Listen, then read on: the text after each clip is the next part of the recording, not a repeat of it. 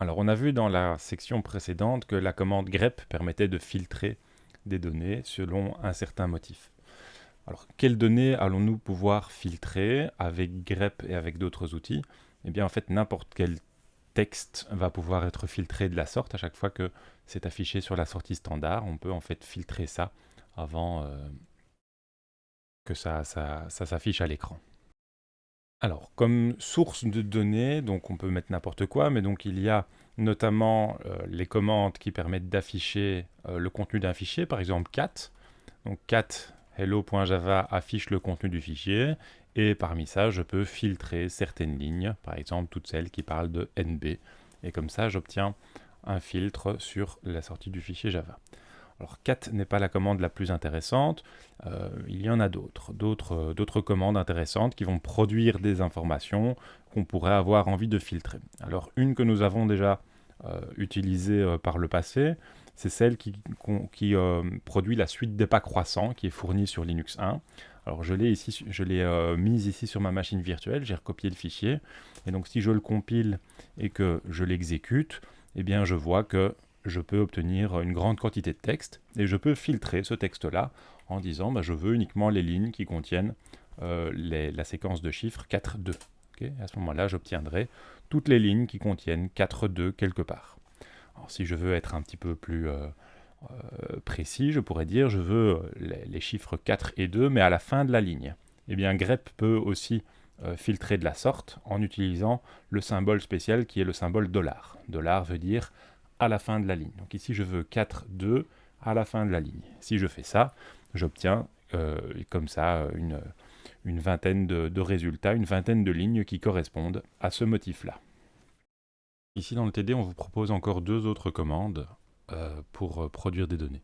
La première des deux, c'est DU. DU affiche l'espace disque occupé par chaque sous-dossier. Ici, je suis dans un répertoire qui ne contient pas de sous-dossier, qui ne contient pas de sous-répertoire. Donc, il me dit que le répertoire courant utilise une taille de 48. Et en l'occurrence, c'est 48 kilooctets, comme on peut le voir dans la documentation de DU. Si je change de répertoire, je vais dans mon répertoire personnel et que je relance DU, eh bien je vois qu'il y a quelques répertoires dedans. Donc il y a un répertoire .local, un répertoire dev1 et des sous-répertoires. Et donc pour chaque répertoire, j'obtiens l'utilisation disque de chaque répertoire. Ce type de commande est pratique pour retrouver l'endroit où se trouvent les gros fichiers dans une hiérarchie de fichiers. Si on a oublié qu'on a mis plein de vidéos à un endroit, eh bien on va facilement retrouver ce qui prend de la place. Et la seule chose qui nous intéresse avec DU pour l'instant, c'est que DU montre du texte à l'écran avec des nombres en début de ligne et puis des noms de dossiers ensuite. Et on va on va manipuler ce texte-là. Alors une autre commande qui nous permettra de produire des informations, de produire des données, c'est la commande who. WHO, qui ici sur ma machine virtuelle ne produit pas grand chose parce que je suis le seul utilisateur connecté, mais sur une autre machine, sur Linux 1 notamment, ça produit tout un tas de lignes différentes associées à chaque connexion des différents utilisateurs sur la machine. Et donc voilà, dans le TD, on utilise la commande who pour produire des données.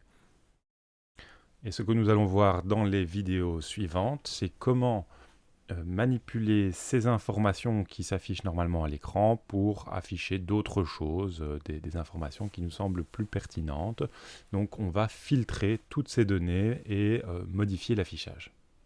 À titre d'exemple, dans la section suivante, on va trier les lignes. Dans la section qui suit, on enlèvera les doublons. Dans les sections suivantes, on pourra se concentrer soit sur les premières ou sur les dernières lignes et ignorer toutes les autres.